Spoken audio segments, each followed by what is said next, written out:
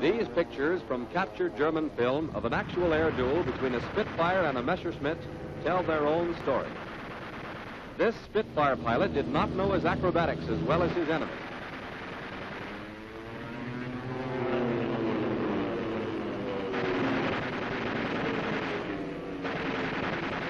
One brave Allied flyer will never have another chance to learn.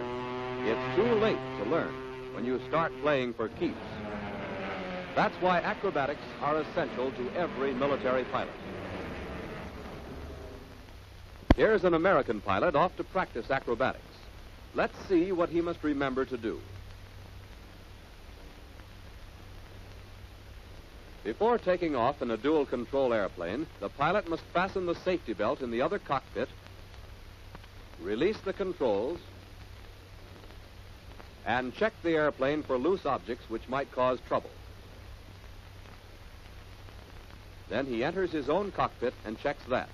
He fastens the safety belt, making sure that it is secure and snug. There he goes, ready to practice the maneuvers which someday may help him shoot down his enemy. Because altitude is lost during most maneuvers, the safe pilot will climb well above the established limit. Easiest to perform and fundamentally a basic maneuver on which more difficult acrobatics depend is the normal loop. When the loop is well done, the airplane outlines a nearly perfect circle in the sky.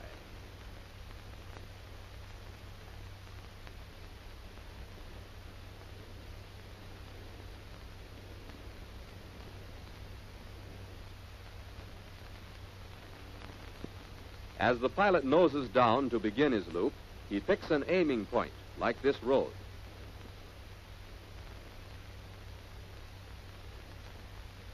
As he pulls up into his climb, he must keep his wings level and not fall off to either side.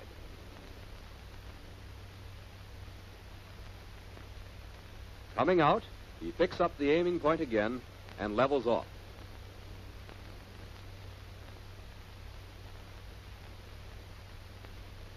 This time, we are going to show you all the actions involved in making a loop. Pick an aiming point or any other definite object. Move the stick forward and open up the throttle for the dive. This dive gives the airplane the speed it needs. When the airplane is traveling fast enough, move the throttle to the full advanced position and ease way back on the stick. Keep it back to start climbing. Increased pressure on the stick keeps the airplane on the arc of the circle. When approaching the peak of the loop, we hold the picture to show the position of the wing against the horizon. This position must be checked until you're sure the airplane is level. As soon as the airplane starts down, when there is no danger of stalling, retard the throttle to keep the engine from over-revving. When coming out of the loop, the airplane must still be headed for the aiming point. Advance the throttle to climb to the original altitude and then push the stick forward to resume normal flight. In performing the loop, here are the points of common errors. Failure to attain sufficient speed on the dive before the climb is started. Too much back pressure on the stick during the climb. This may lead to a stall. Retarding the throttle too early. This makes the airplane fall out of the loop. And lastly, errors in rudder use at any point in the loop. This results in failure to maintain the flight path in a vertical plane.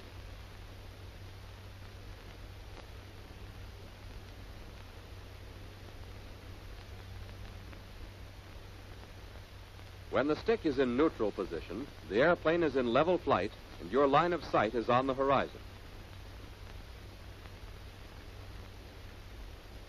To climb, apply back pressure to the stick, which raises the elevators. In this position, the resultant slipstream pressure is down, which pushes the tail down and lifts the nose up above the horizon. The pilot's line of sight also comes above the horizon, and he knows the airplane is climbing. So, conversely, forward stick lowers the elevators, and the resultant slipstream pressure is up. Now, the pilot's line of sight is below the horizon, and the airplane is diving.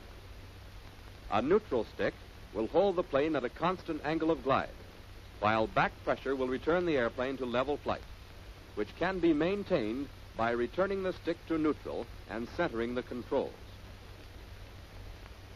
When the airplane is flying straight ahead and the rudder is neutral, the nose remains on one point of the horizon. To change direction to the left, rudder pressure is applied, which will force the tail to the right, yawing the plane to the left. Right rudder pressure, on the other hand, moves the airplane back along the horizon to the right.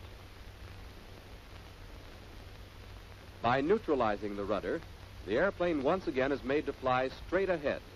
In considering the third set of controls, the ailerons, it can be seen that stick pressure to the pilot's left forces the left aileron up, causing a downward force on the plane's left wing.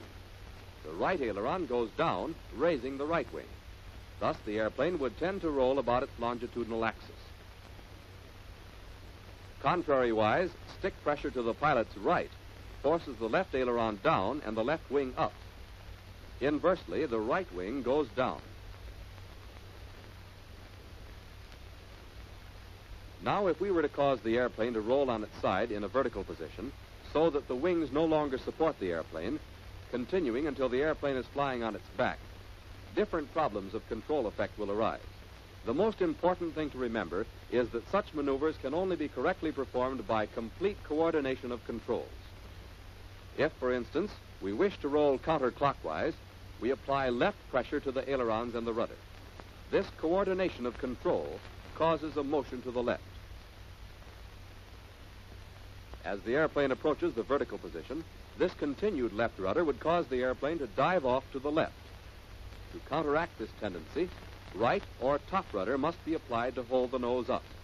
This must not be a sudden movement, but a blended change instead. The beginning application of left rudder and ailerons is just what we would have done for a simple turn to the left.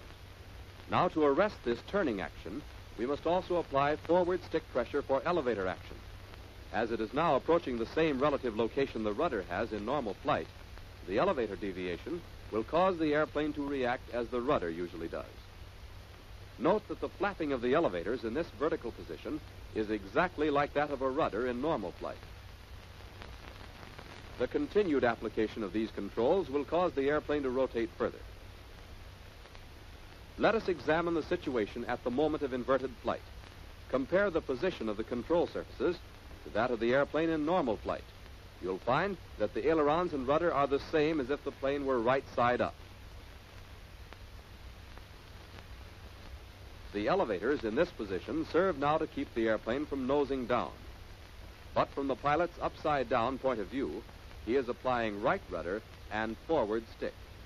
Let's continue our roll now. As the airplane approaches the vertical position again, once more top rudder must be applied, but now it is left rudder. At 90 degrees, the roll is nearing its completion, and you can see that the pilot uses left stick and rudder as he did at the start. As the airplane again approaches the upright position and normal flight is resumed, the forward stick pressure is released and both ailerons and rudder are neutralized. None of these were sudden control movements. All changes were effected by blending the pressures from one position to another. Acrobatic maneuvers cannot be correctly performed without perfect coordination of the surface controls.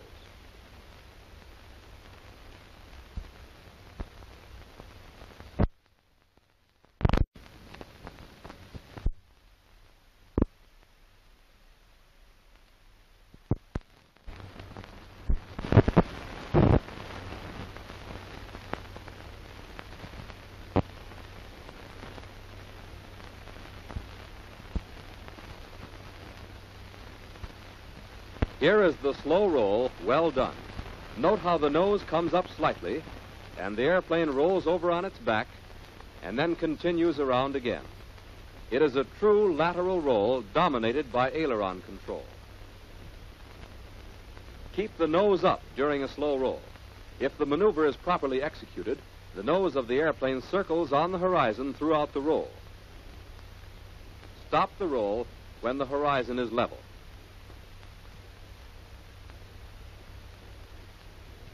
To begin this maneuver, ease the stick to the side to start the roll.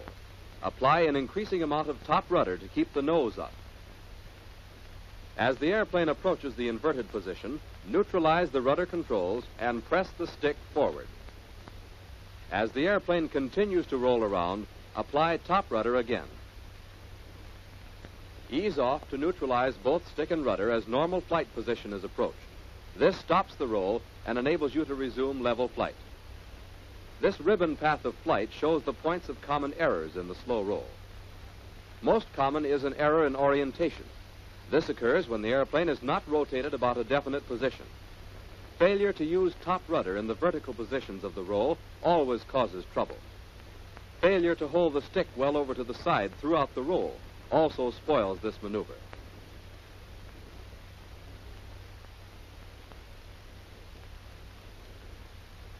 In a snap roll, the airplane rotates one full turn about a horizontal axis, as in a fast tailspin. Keep the nose up for the snap roll, and bring the airplane out with the horizon level.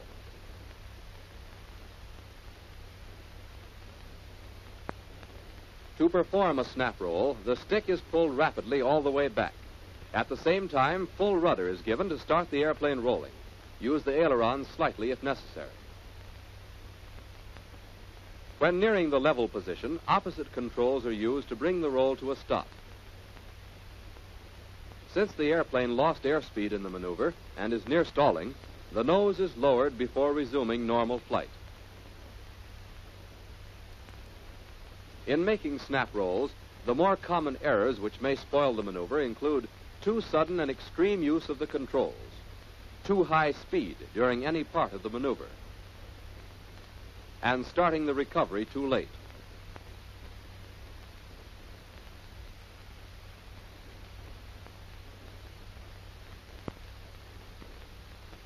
In the half roll and reverse, the nose is pulled up just as in a slow roll. Then the airplane is rolled over into the inverted position, held there momentarily, and then rolled back in the opposite direction.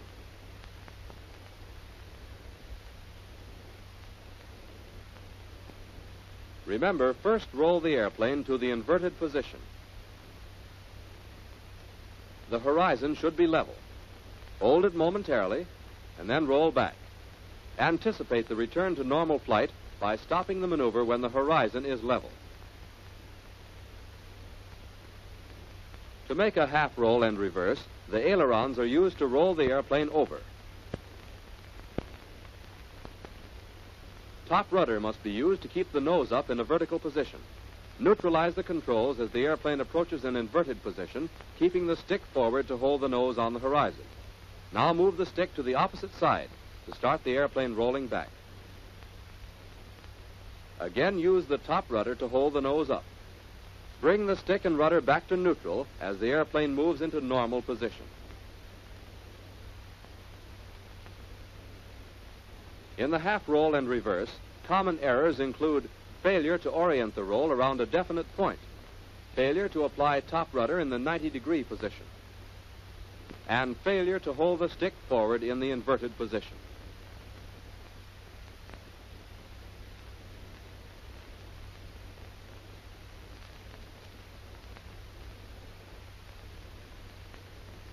The vertical reverse is a quick change from a steep turn in one direction to a steep turn in the other. The airplane movements are rapid but controlled.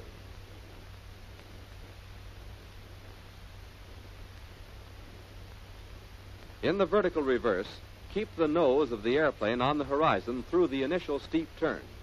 Then swing the nose up, snap over, and hold the nose on the horizon during the reverse turn. Level the wings with the horizon at the end of the maneuver. Here's the action. First, put the airplane into a steep turn.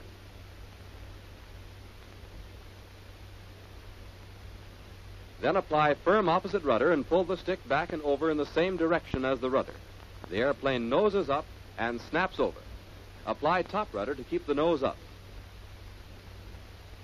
Then return the airplane to level flight.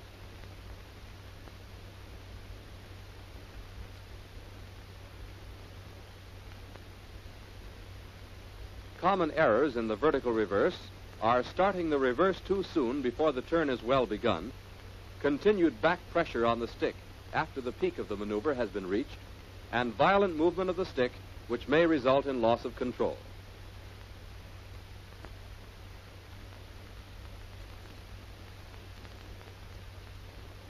In an Immelman, the airplane reverses its direction completely. The maneuver begins with a longer dive than that used for a loop.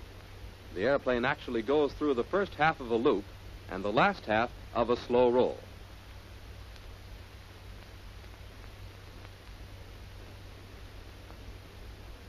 This shows how the dive is held to gain speed. Then pull the airplane up in a half loop to the inverted position, keeping the wings level. Then roll out to the normal flight position. As in the loop, the Immelman begins when the stick is pressed forward for the preliminary dive, but the stick is not pulled back until a 20% higher speed is reached. The stick is pulled back and held there during the entire climb, and the wings are kept level.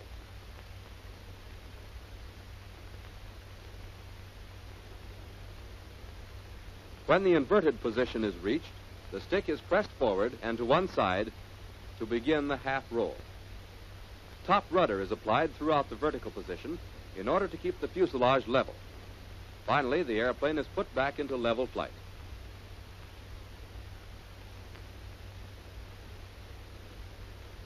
The maneuver will not be a successful Immelman if these common errors are made. Failure to orient the maneuver toward a definite ground objective. Insufficient speed, which may result in complete failure. And failure to maintain horizontal and level flight during the half roll. Thorough familiarity with all acrobatic maneuvers is a necessary preliminary to actual combat experience. The simple loop, basic for timing and coordination in the use of throttle and elevator. The half roll and reverse, necessary in the development of a fine sense of timing.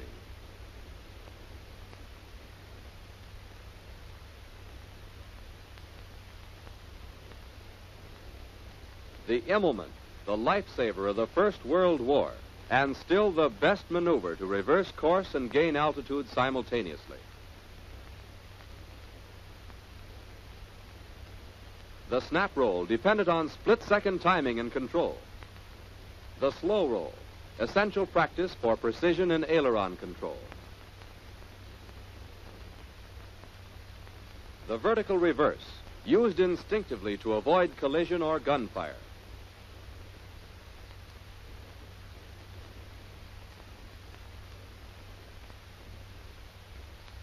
These acrobatics may not be used as complete maneuvers during actual combat, but the precision, timing, and control must be familiar and instinctive reactions when you're up against the enemy.